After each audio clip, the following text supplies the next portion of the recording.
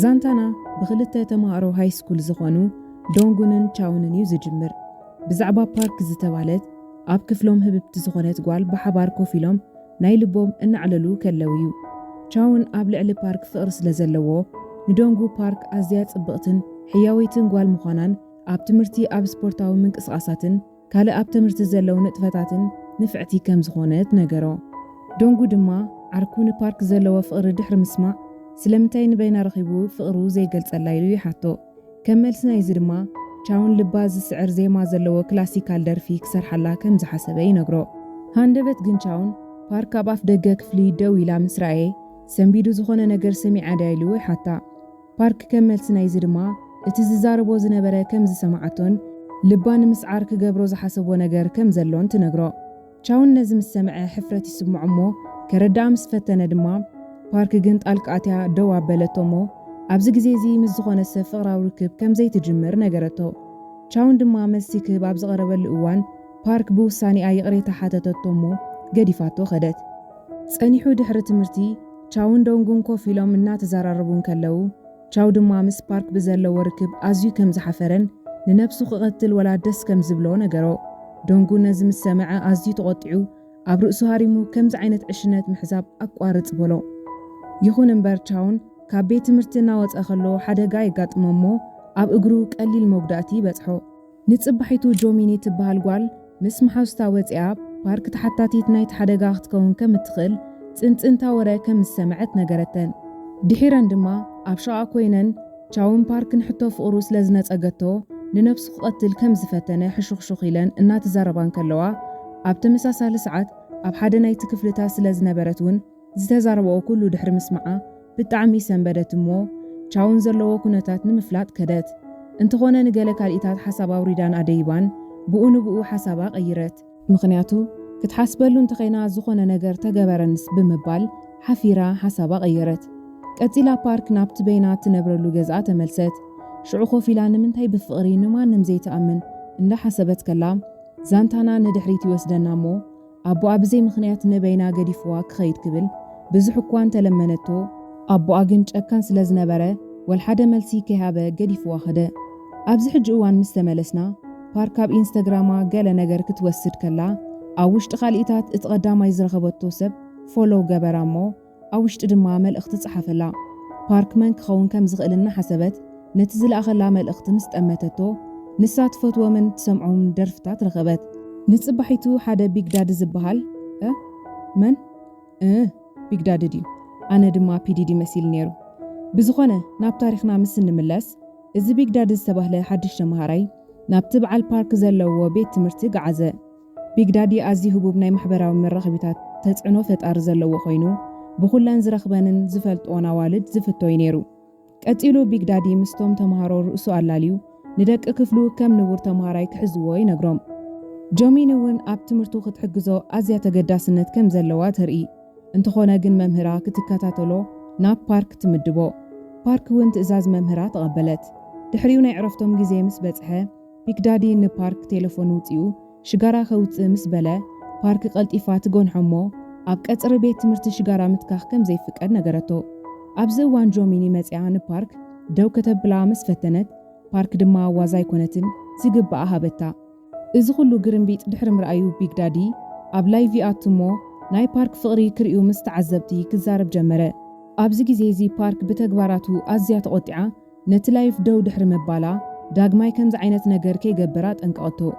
ዝተፈተኹም ቤተሰብና ጽቡቕን ምሩፅን ዝኾነ ናይ ፊልም ትረኻ ክትረኽቦ ምስ ትደልዩ ቻነልና ሳብስክራይብ ንንለቆም ቪድዮታት ድማ ላይክ ብምግባር ኣበረታትዑና።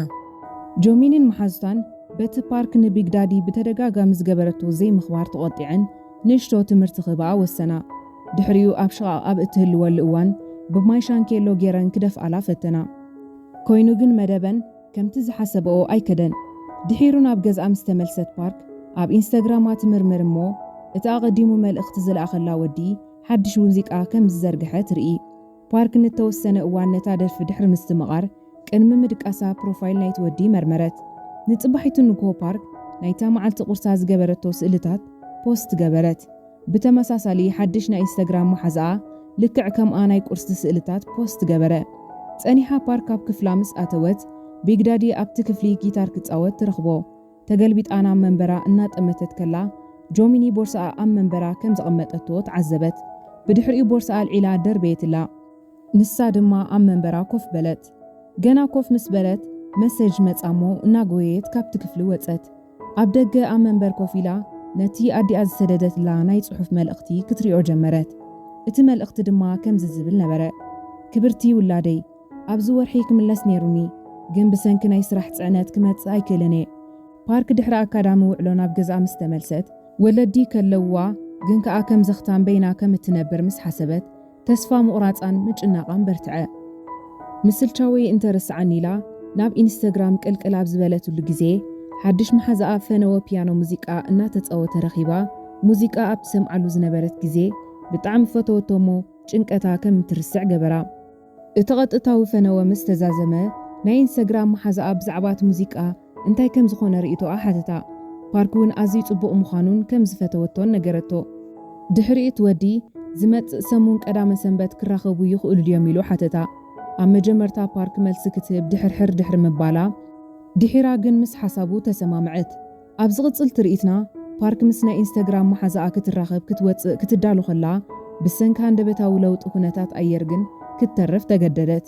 ንጽባሒቱ ፓርክ ቁርብ ወሲዳ ኣብ ክፍሊ ደቂሳ ኸላ ሓንቲ ካብ መሓዛ ጆሚኒ ናብ ኣመፅያ ኣሰልጣኒኦም ኩዕሶ ከተምፅእ ከም ዝኣዘዛ ነገረታ። ፓርክ ትእዛዝ ኣሰልጣኒኣ ተማእዚዛ ኩዕሶታት ንምምፃእ ናብቲ ክፍሊ ኣተወት። ኣብዚ ግዜ ዘይትፈልጦ ነገር እንተልዩ ጆሚኒን መሓዙታንየን ከምዚ ዝገብራ ዝነበራ። እቲ ምኽንያት ድማ ንፓርክ ካብ ቢግ ዳዲ ንምርሓቕ ብምሕሳብ እዩ። ጆሚኒ ፓርክ ናብቲ ክፍሊ ምስ ኣተወት ብደገ ማዕጾ ዓፀወቶ። ፓርክ ብሰንኪ ኩነታት ጥዕናኣ ሃለዋታ ጥፊኣ ወደቐት። ኣብዚ ሰዓት እዚ ሓደ መንእሰይ መፂኡ ተሰኪሙ ናብ ክፍሊ ሕክምና ወሰዳ። ቀፂሉ ድማ ደንጉ ናብ ጆሚኒ መፂኡ ድሕር ደጊም ኣብ ልዕሊ ፓርክ ከምዚ ዓይነት ነገር ከይትገብራ ጠንቀቓ። ኣብ መጀመርታ ጆሚኒ ንጽህቲ መሲላ ብዛዕባ ዝወል ሓንቲ ከም ዘይትፈልጥ ክትከውን ፈተነት። ዶንጉን ግን ንፓርክ ማዕጾ ክትዓጽዋ ኸላ ብሕቡእ ዝተቐድሐ ቪድዮ ኣርኣያ። ኣብዚ እዋን እዚ ጆሚኒ ብኡ ንብኡ ተቐይራ መሓዛኻ ከምኡ ክትገብር ፍትሓዊ ይኮነን ክትብል ምስ ጀመረት ዶንጉ ድማ ብዘይ መልሲ ገዲፍዋ ኸደ። ቀፂሉ ትርኢትና ናብ ፓርክ ይመልሰና። ፓርክ ድማ ካብ ኩነታታ ክትበራበር ከላ የርኤና። ሽዑ ኣብቲ ክፍሊ ዝነበረ ሓኪም ኣብ ክፍሊ ስፖርት ርእሳ ሲሒታ ከም ዝወደቐትን ሓደ መንእሰይ ሒዝዋ ከም ዝመፀ ነገራ። ብድሕሪኡ ናይቲ ወዲ ቴሌፎንን ኤርፎንን ሂብዋ ኸደ። እቲ ሓኪም ምስ ከደ ፓርክ ቴሌፎን ናይቲ ወዲ ምስ ከፈተታ ከምቲ ብናይ ኢንስታግራም መሓዛኣ ዝተላእኸላ ደርፍታትን ዝርዝር ኣብኡ ረኸበት። ድሕሪ ቁርብ ግዜ ዶንጉ ናብ ፓርክ መፂኡ ቴሌፎኑን ኤርፎንን ክትመልሰሉ ሓተታ። ኣብ ትርኢትና ንፓርክ ኣብ ክፍሊ ስፖርት ክሳብ ማእከል ሕክምና ዘብፅሐ ዶንጉ ምዃኑ የርኤና። ቀፂላ ፓርክ ናብ ክፍላ ተመሊሳ ኣብ ልዕሊ ጆሚኒ ሕነ ክትፈዲ ወሰነት።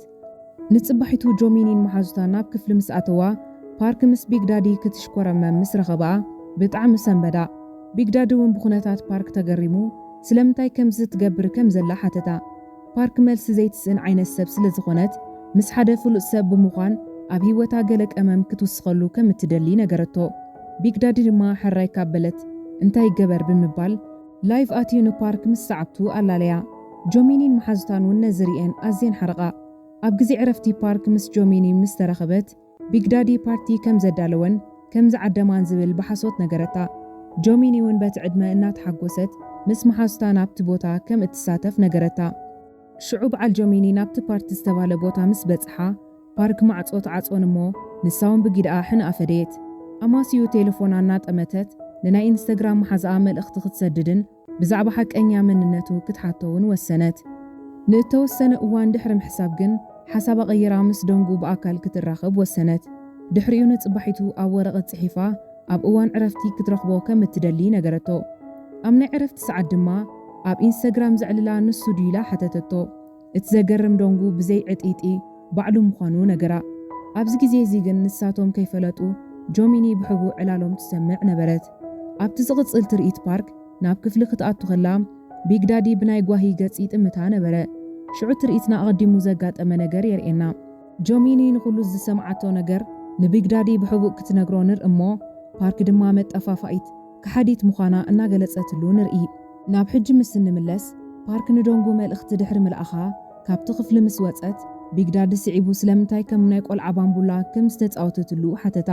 ቀፂሉ ድማ ንዝምድንኦም ሓደ ስጉምትን ቅድሚት ንምውሳድ ቀለቤት ከም ዝገዝአ ነገራ ፓርክ ከም ደቂ ኣንስትዮ ሃገርና ከም እትደሊ መሲላ ግን ዘይትደልያ መስለኒ እንድዒ ከምኡ ዓይነት ወዲ ተባዕታይ ደስ ከም ዘይብላን ዝተዋህቦ ደረት ተዘይሰጊሩ ዝሓይሽ ምዃኑ ብምባል ቀስቱ ሰባቢራ ገደፈቶ ቀስቱ ዝተሰብረ ቢግ ዳዲ ናብ ክፍሉ ተመሊሱ ንሰዓብቱ ንዶንጉ ትምህርቲ ክምህርዎ ነገሮም ልክዕ መልእኽቲ ምስ መሓላለፈ ሰዓብቱ ተኣኪቦም ንዶንጉ ከቢቦም ሓዘዎ መጠነኛ ዝኾነ ጉድኣት ድማ አውረድሉ ድሕሪ ቁርብ ግዜ ዶንጉ ናብ ክፍሊ ምስ ተመልሰ ኣዝዩ ደኺሙን ክዳውንቱ ኩሉ ረሲሑን ነበረ ፓርክ ነዚ ምስ ረኣየት ቢግ ዳዲን ሰዓብቱን ተሓተቲ ናይቲ ተግባር ምዃኖም ተገንዘበት ኣብ ግዜ ዕረፍቲ ናብ ቢግ ዳዲ ብምኻድ ካብ ዶንጉ ክርሕቕ ኣጠንቀቐቶ ቢግ ዳዲ ብኡ ንብኡ ምስ ሓሳብ ፓርክ ተሰማሚዑ ንኣባላት ጋንቱ ነቲ ምስኪን ወዲ ምግፋዕ ደው ከብሉ መልእኽቲ ሰደደ ብድሕሪኡ ንሱ ትፍሉጥ ሰብ እናሃለወ ምስ ሓደ ዘይፍሉጥ ዝኾነ ወዲ እንታይ ትገብር ከም ዘላ ሓተታ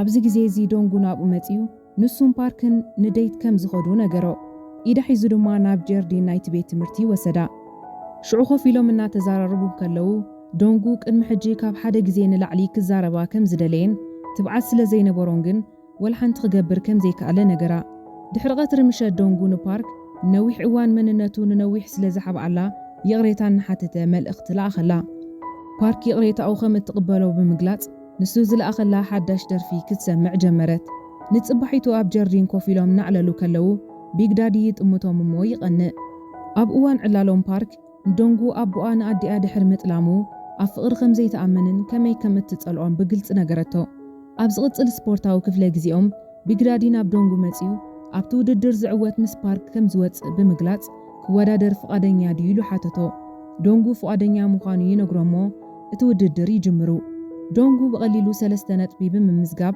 ነቲ ውድድር ተዓወተሉ ብድሕሪኡ ናብ ፓርክ ኸይዱ ሰንበት ብሓባር ከሕልፍዋ ሓተታ ኣብ ዝቕጽል ትርኢትና ክልቲኦም ብሓባር ዝተፈላለየ ፀወታታትን ክጻወቱን ክዘናግዑን ድሕሪ ምጽንሖም ዶንጉ እቲ ናይ ፒያኖ ክእለቱ ተጠቂሙ ዝሑል ደርፊ ተጻወተላ ናይታ መዓልቲ ውዕለቶም ምስ ተወድአ ዶንጉ ንፓርክ ናብ ኣፓርታማኣ መሰብጽሓ ዝተረፈ ደርፊ ወዲኡ ከም ዝሰደላ ነገራ ቀጺሉ ናብ ኣገጹ ምስ ቀረበ ንሳ ድማ ደፊኣቶ ናብ ኣፓርታማኣ ጎያ ኸደት ኣብ መንገዳ ግን ናይ ዶንጉ ኣይፓድ ከም ዘላ ስለ ዝዘከረት ብኡ ንብኡ ክትህቦ ኢላ ተመልሰት ኣብ ደገ ምስ ወፀት ግን ብዘገርም መንገዲ ቻውን ዶንጉን ክዘራረቡ ረኣየት ኣብዚ ግዜ እዚ ቻውን ንፓርክ ሕነ ክፈድ እምበር ንኻልእ ከም ዘይመፀ ብምግላጽ ዕላምኡ ክስሕት ከም ዘይብሉ ነገሮ ፓርክ ነዚ ምስ ሰምዐት ሰንቢዳ ብኡ ንብኡ ናብ ገዝኣ ተመልሰት ንጽባሒቱ ድማ ናብ ክፍሊ መፅያም ናብ ቻውን ከደት ትማል ምሸት ድማ ምስ ዶንጉ ብዛዕባ ሕነ ምፍዳይ ክዘራረቡ ከም ዝሰማዓቶም ብምግላጽ ብዛዕባ እዚ ከረዳኣ ሓተተቶ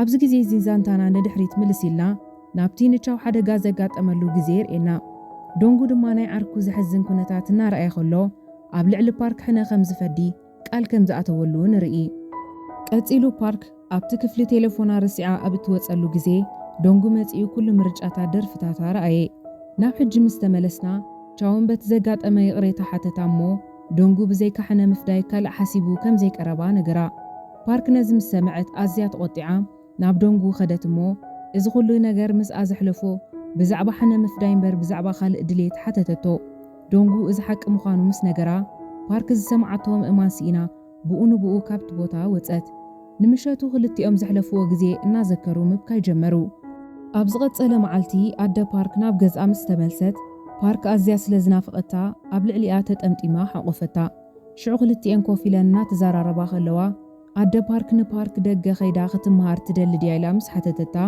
እቲ ዘገርም ግን ፓርክ ብኡ ንብኡ ምስ ሓሳባ ተሰማሚዓ ድሕሪ ሕጂ ካብኣ ተፈልያ ክትነብር ከም ዘይትኽእል ነገረታ እዚ ከምኡ ኢሉ እንከሎ ቻውንን ዶንጉን ቁርብ ናይ ባስኬትቦል ምንቅስቓስ ድሕሪ ምግባሮም ኮፍ ኢሎም እናተዘራረቡ ከለዉ ዶንጉ ንፓርክ ከም ዝፈትዋን ብሓደ ኣብ ዝሕለፈዎ ግዜ ድማ ከቐይማ ከም ዘይከኣለን ነገሮ ቻውን ነዚ ምስ ሰምዐ ተስፋ ናይ ምቑራጽ ስምዒት ስለ ዝተሰምዖ ኣዝዩ ሓድሽ ነገር ድማ ቀልጢፉ ስምዒቱ እንተገለጸላ ዝሓሸ ምዃኑ ነገሮ ኣብ ዝቐፀለ መዓልቲ ዶንጉ ናይ ክላስ ስርሑ እናሰርሐ ከሎ እቶም ምስኡ ዝሰርሑ ዝነበሩ ሰባት ብዛዕባ ፓርክ ናብ ወፃእ ሃገር ከይዳ ከም እትመሃር ክዘራረቡ ምስ ሰምዐ ንዓኣ ንምድላይ ድማ ቀልጢፉ ናብ መምሃሪ ክፍላ ኸደ ሃንደበት ግን ኣደ ፓርክ ኣብ መንገዲ ረኺባ ኣደ ፓርክ መን ምዃኑ ንዶንጉ ምስ ረኣየቶ መን ምዃኑ ፈሊጣ ነበረት ዶንጉ ክትፈልጦ ዝኽኣለት ድማ ምሸት ጓላ ፓርክ ኣብ ቤት ትምህርቲ ዝነበራ ጸኒሒትን ምስ ዶንጉ ዝነበራ ርክባትን ስለ ዝነገረታያ ኣዲኣ ቀፂላ ንዶንጉ ናብቲ ጀርዲን ወሲዳ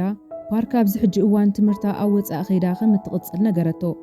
ኣደን ጓልን ድማ ነቲ ትምህርቲ ገዲፈን ክወፃ ከለዋ ዶንጉ ድማ ናብ ሚኒ ሜድያ ሩም ኣትዩ ንፓርክ ዝምጥን ዝመስሎ ደርፊ ክደርፍ ጀመረ። ነታ ደርፊ ድሕሪ ምድራፉ ንዓኣ ዘለዎ ፍቕሪ ገለጸላ። እቶም ተምሃሮ ናይቲ ክላስ ድማ ነዝሪኦም ኣዝዮም ተገረሙ። ፓርክ ነታ ደርፊ ምስ ሰምዐት ኣዝያ ስምዒታዊት ኮነት። እንተኾነ ግን ናብ ወፃእ ሃገር ክትከይድ ዝነበራ ሓሳብ ኣይተቐየረን። ኣብታ ናይ መወዳእታ ትርኢትና ስምዒቱ ዝተጎድአ ዶንጉ ኣብ ጀርዲን ናይቲ ቤት ትምህርቲ በይኑ ተጊዙ ኮፍ ኢሉ እንከሎ ሃንደበት ካብ ፓርክ መልእኽቲ ይመፆሞ። ዶንጉ ነቲ መልእኽቲ እናረኣየ ብሓጎስ ፍሽኽ እናበለ ዛንታና ይዛዝም። እንታይ ኮን ኢላቶ ትኸውን በጀኹም?